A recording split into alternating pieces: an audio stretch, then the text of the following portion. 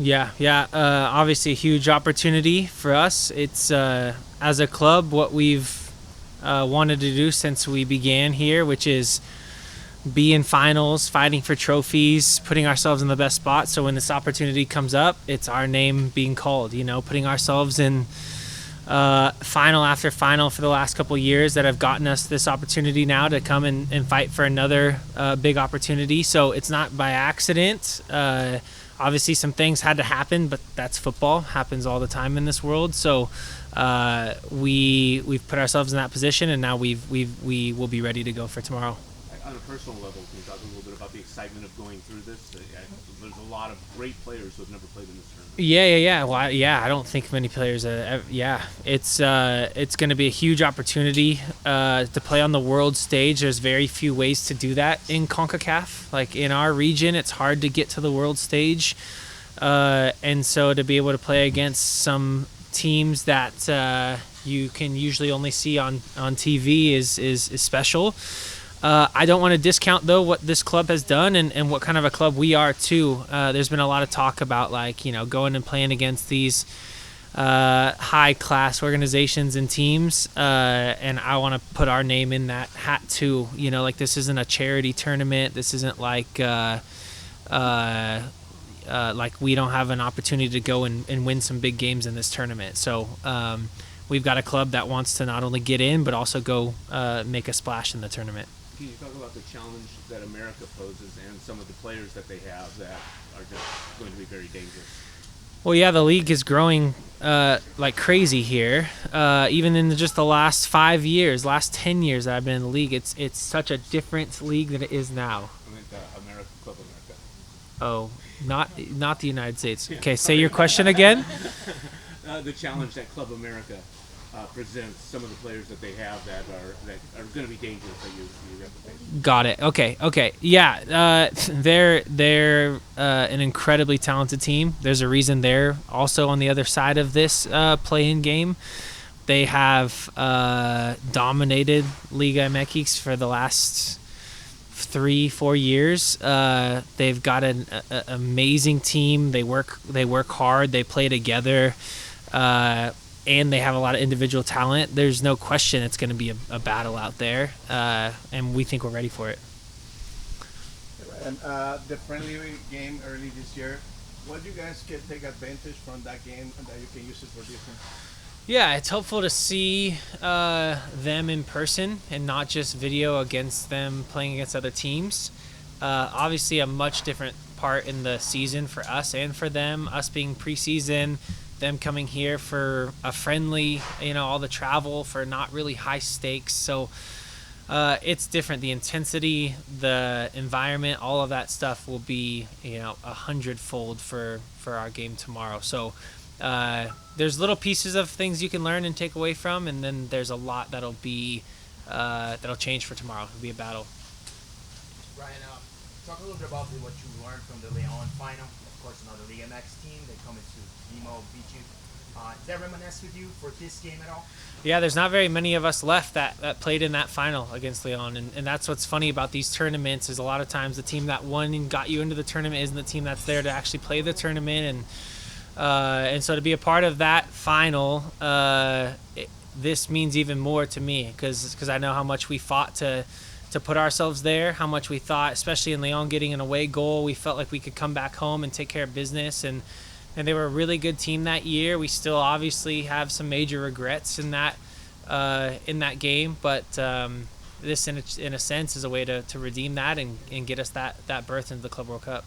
And as far as the stands go, what do you expect of the environment, given that there's a conglomerate of American fans in South LA? Oh, it's going to be amazing. Yeah, this is why we play football, right? To play against opponents like this, to play in environments like this, to play in a stadium like BMO will be tomorrow. So I know the 3252 and our fans are going to show up. I know Club America fans are going to show up, and and let's do it. Let's have a battle. The training has been different these days.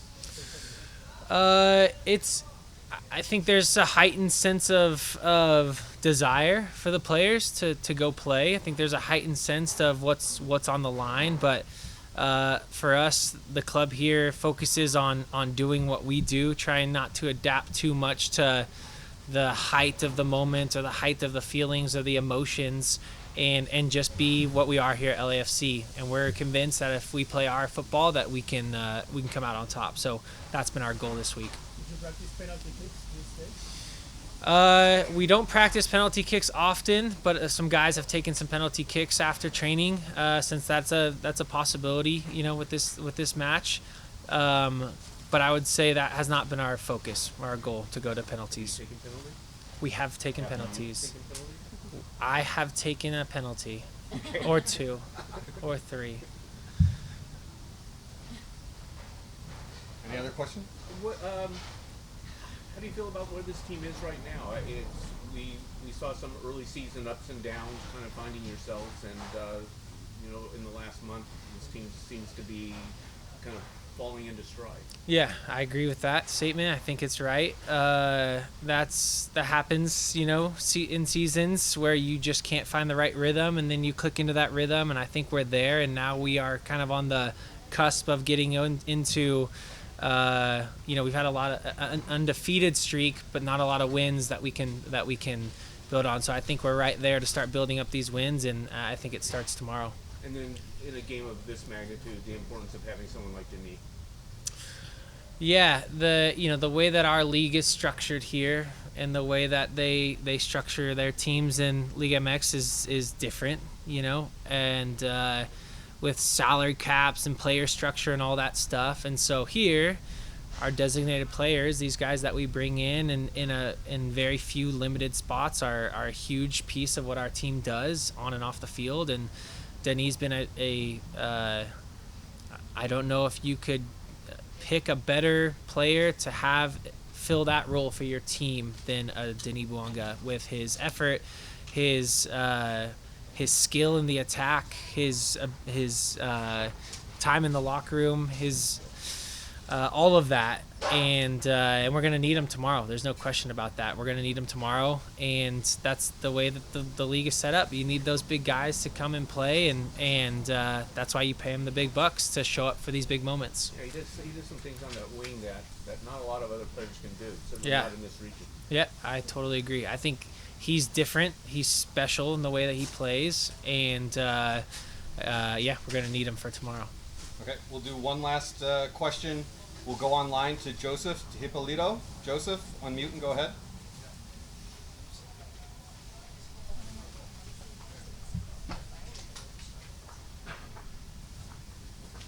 Okay, can you hear me now? Yeah, we got. Okay. I'd like to ask you about Hugo Lloris. Beyond his pedigree and experience, what makes him unique among the goalkeepers you've played with, especially in terms of how he organizes a defense?